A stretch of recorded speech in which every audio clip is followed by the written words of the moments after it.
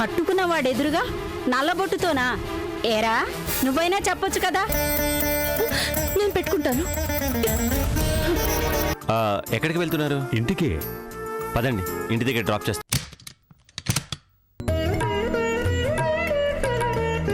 కిషోరు నా కొడుకే.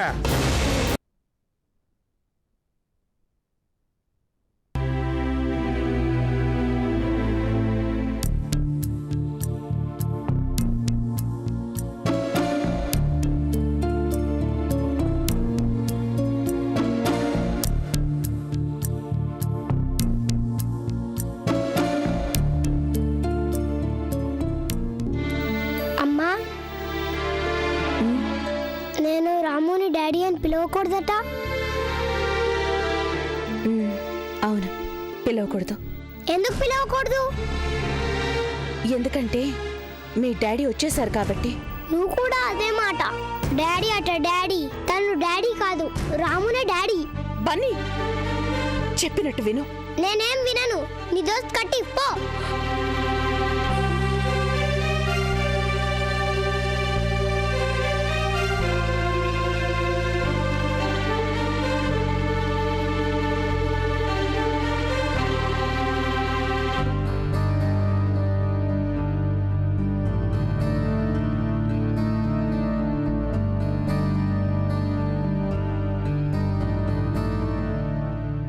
ఆదిత్య, ఇప్పుడు నాకెంత సంతోషంగా ఉందో మాటల్లో చెప్పలేను. నాకు కూడా తెలుసురా, ఈ కన్నవాళ్ళ మీద నీకు ఎంత మమకారం ఉందో నాకు బాగా తెలుసురా. ఏమండి, టైం 10 అయింది. అయితే అయిందిలే జానకి. ఆదిత్య, నువ్వు లేనప్పుడు ఒకసారి ఏం జరిగిందో తెలుసా? నేను మీ అమ్మ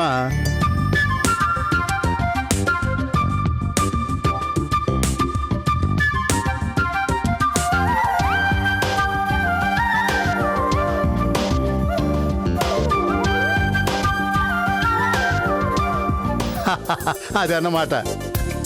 నా ఫ్రెండ్ ఏమో, ఒరేయ్, ఈ కాలంలో కొడుకును నమ్ముకోవటం కన్నా కొబ్బరి చెట్టును నమ్ముకోవటం మంచిదిరా అన్నాడు. అప్పుడు నేనేమన్నానో తెలుసా?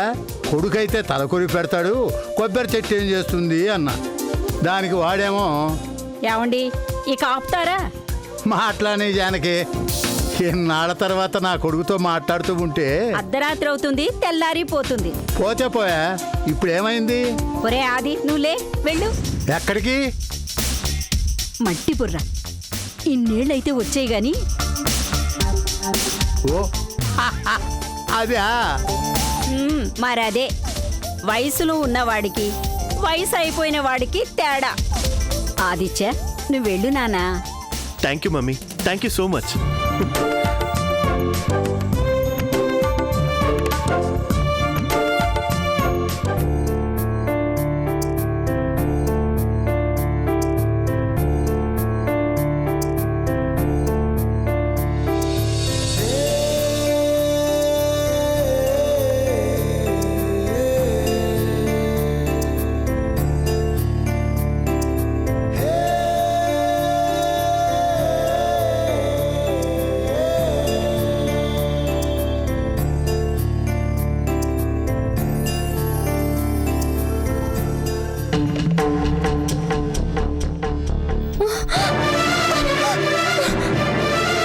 గాయత్రి, ఏమైంది?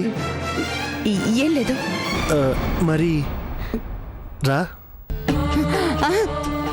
ప్లీజ్, మీరు బన్నీ పక్కనే పడుకోండి. అది కాదు గాయత్రి, ఎక్కడికి? ప్లీజ్, నా కొంట్లో బాగోలేదు. ప్లీజ్.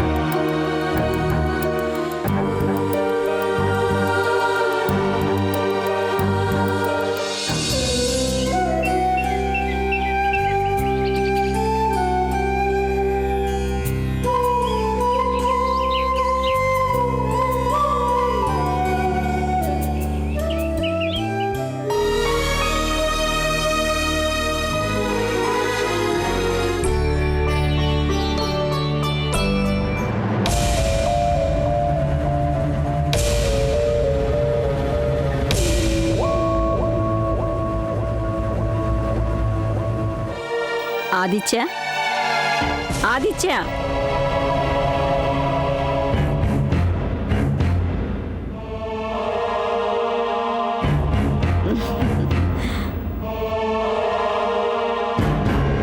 గాయత్రి ఎదురా ఏమో నాకేం తెలుసు. అంటే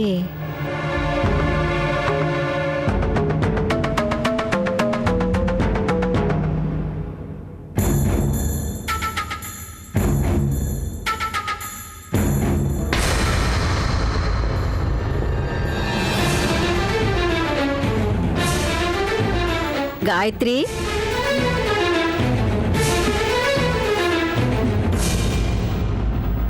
ఎక్కడ పడుకున్నావేమిటమ్మా?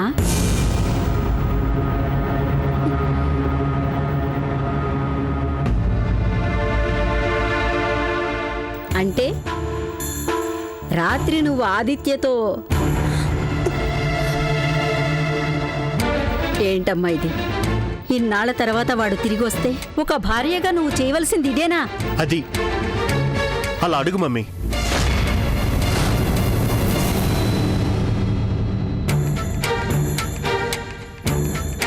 ఒంట్లోనూ మనసులోనూ బాగోలేదట. నన్ను చూస్తేనే దెయ్యాన్ని చూసినట్టు జడ్చుకొని పారిపోతుందమ్మా. ఆదిత్య, నేను మాట్లాడతాను కదా, నువ్వు వెళ్ళు.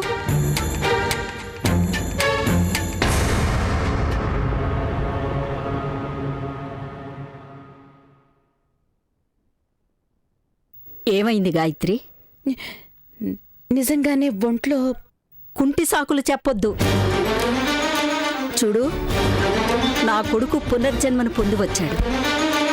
మనందరి అదృష్టం వల్ల ఇన్నాళ్ల తర్వాత క్షేమంగా తిరిగి వచ్చాడు. అలాంటిది కన్నవాళ్ళుగా ఎలా చూసుకోవాలో మాకు తెలుసు. కట్టుకున్న దానిగా ఎలా చూసుకోవాలో నీకు తెలుసనే అనుకుంటాను. అత్తయ్య, నేను వద్దు, ఇంకేమీ చెప్పొద్దు. ఈ విషయంలో నీకు అత్తయ్యగా కాదు, నా కొడుక్కి తల్లిగానే ఆలోచిస్తాను. ఒంట్లో బాగోకపోతే మందులే తింటావో జ్యూసులే తాగుతావో నీ ఇష్టం. కానీ నా కొడుకు మాత్రం సంతోషంగా ఉండాలి. ఒక భర్తగా అది వాడి హక్కు. ఒక భార్యగా నీ బాధ్యతను గుర్తుంచుకుంటే చాలు.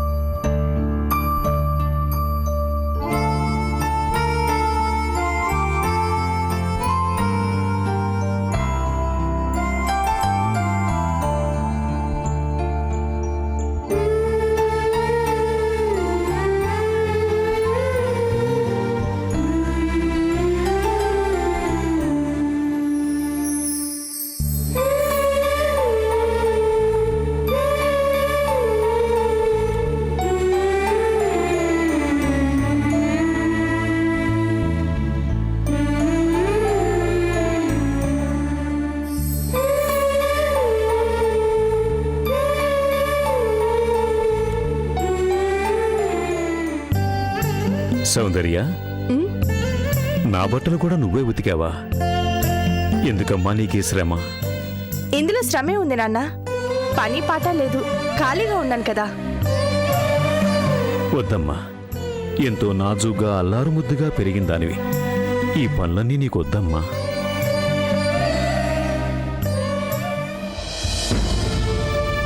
ఏం నాన్న, మీ కూతురు మీకు ఈ మాత్రం కూడా చేయకూడదా? సౌందర్య, అవును నాన్న, అభిమానం అంటే ఏంటో, మమకారం అంటే ఏంటో ఇప్పుడిప్పుడే నాకు తెలుస్తోంది. ఇన్నాళ్ళు నేను ఏం పోగొట్టుకున్నానో కూడా ఇప్పుడే నాకు. వద్దమ్మా, అలా మాట్లాడకు. చెప్పనివ్వండి నాన్న. ఐశ్వర్యంలో ఉన్నంతకాలం నా కళ్ళు నెత్తి మీదే ఉన్నాయి. ఏది శాశ్వతం కాదు అని అర్థమై భ్రమలన్నీ తొలగిపోయాక ఇప్పుడే నేల మీద నడుస్తున్నాను. నడుస్తాను. నా కాళ్ళ మీద మళ్ళీ నేను నిలబడతాను. ఇదిగో అమ్మా, పేపర్లో ఈ ప్రకటన చూడు. అకౌంటెంట్ కావాలను. అవునమ్మా, ఎంబీఏ చదువుకున్న దానివి. నాకెందుకో ఈ ఉద్యోగం నీకు తప్పకుండా వస్తుందనిపిస్తోంది. వెంటనే అప్లై చేయాలమ్మా. వెళ్ళమ్మా, వెళ్ళు. వెంటనే ఆ ఉద్యోగానికి అప్లికేషన్ రాసి పంపించు. అలాగే నాన్న.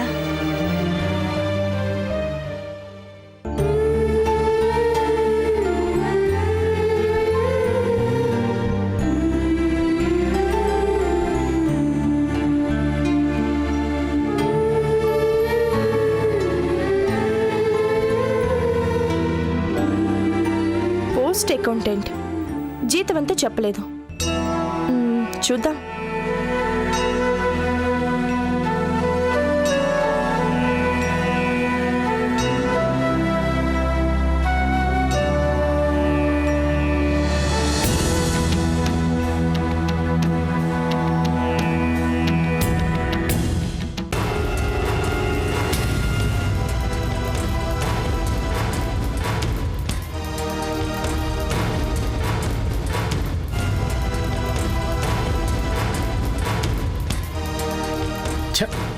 మర్డర్లు, మానభంగాలు, చోరీలు, డకాయిటీలు. తెల్లారి లేస్తే చాలు పిచ్చెక్కిపోతోంది.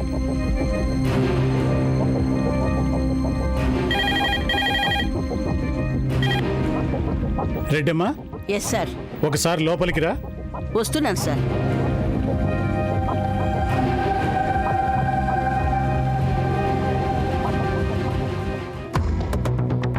Good morning sir. Good morning.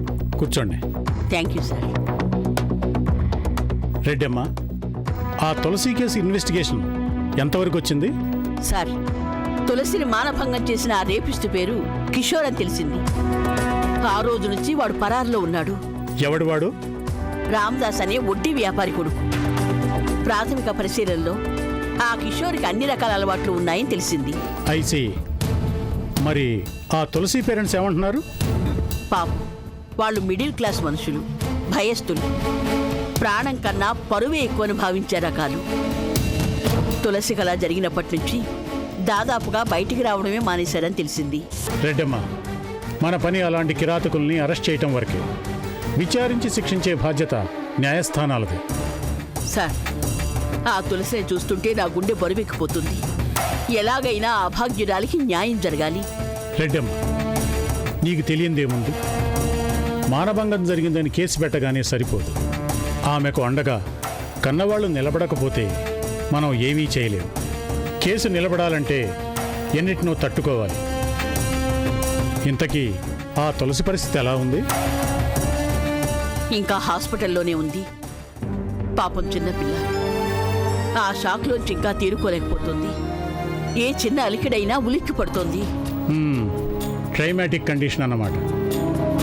Reddamma, ఎట్టి పరిస్థితుల్లోనూ ఆ దుర్మార్గుడు తప్పించుకోవడానికి వీల్లేదు.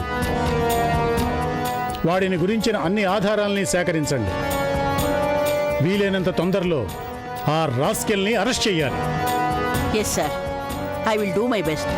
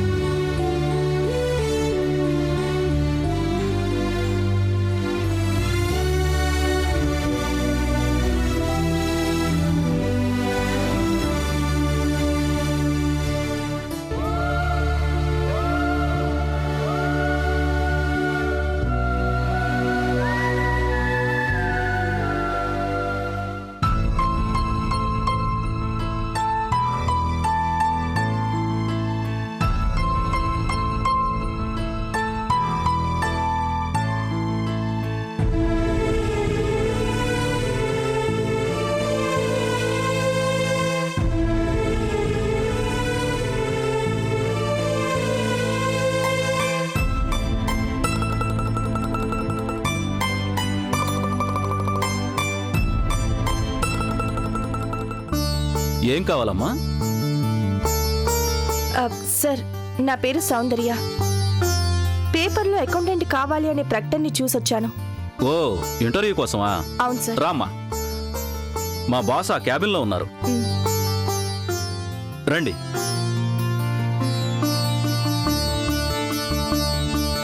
సార్, పేపర్లో ప్రకటన ఇచ్చాం కదా, ఈ అమ్మాయి ఇంటర్వ్యూ కోసం వచ్చింది.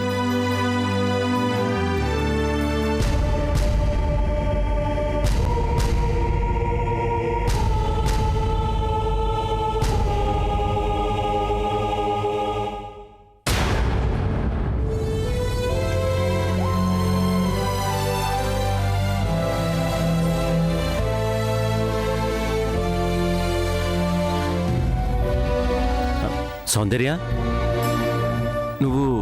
నువ్వేంటి ఇక్కడ? ఇది నీ ఆఫీసా? ఈ మధ్య స్టార్ట్ చేశాను. అకౌంటెంట్ కావాలంటే పేపర్లో ప్రకటన ఇచ్చాను. ఓ, కంగ్రాచులేషన్స్. ఉంటాను.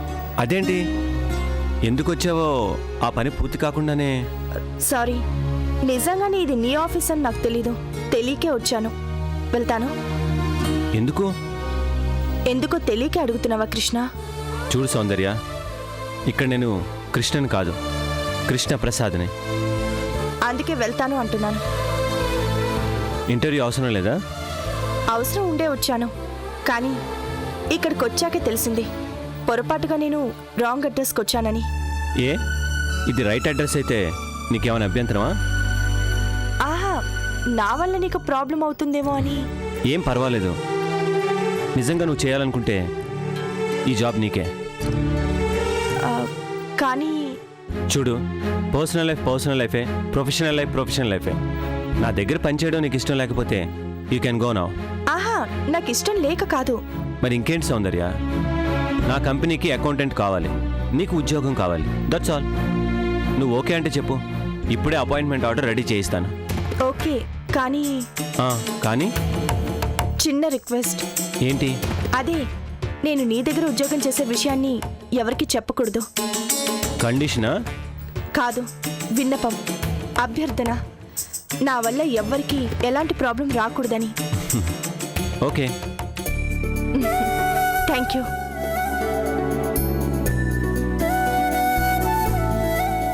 నా అప్లికేషన్. కంపెనీ ఫార్మాలిటీస్ తప్పవు కదా. మన వాళ్ళైనా పరాయి వాళ్ళైనా రూల్స్ అంటే రూల్సే.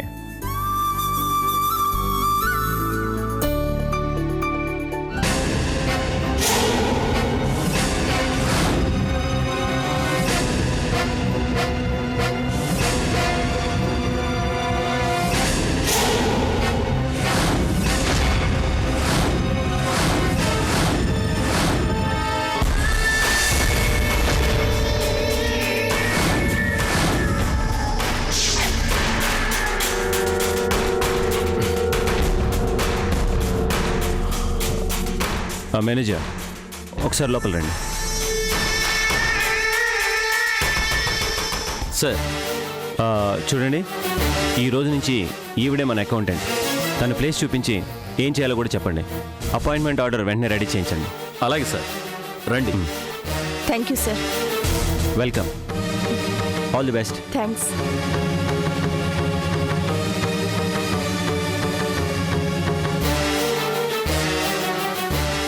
ఇదేనండి మీ సీట్. ఆ ఫైల్స్ చూస్తే వర్క్ ఎలా ఉంటుందో మీకు తెలుస్తుంది. అలాగే సార్. All the best.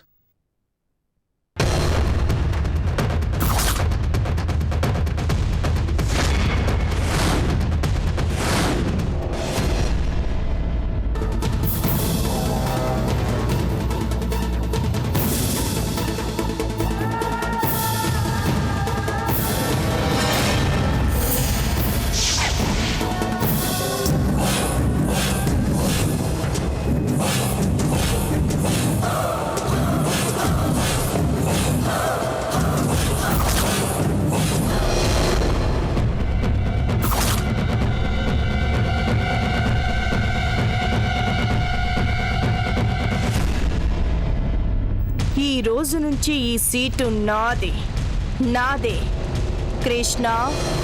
ఈ రోజు నుంచే నీకు నరకం మొదలవుతుంది. నేను ఇక్కడ చేరింది జీతం కోసం కాదు, మీ అందరి జీవితాల్ని స్మాష్ చేయటానికి. వదలను, ఎవ్వరిని వదలను. నన్ను అవమానించిన ప్రతి ఒక్కరి బతుకులతోనూ ఆడుకుంటాను. బొంతాట.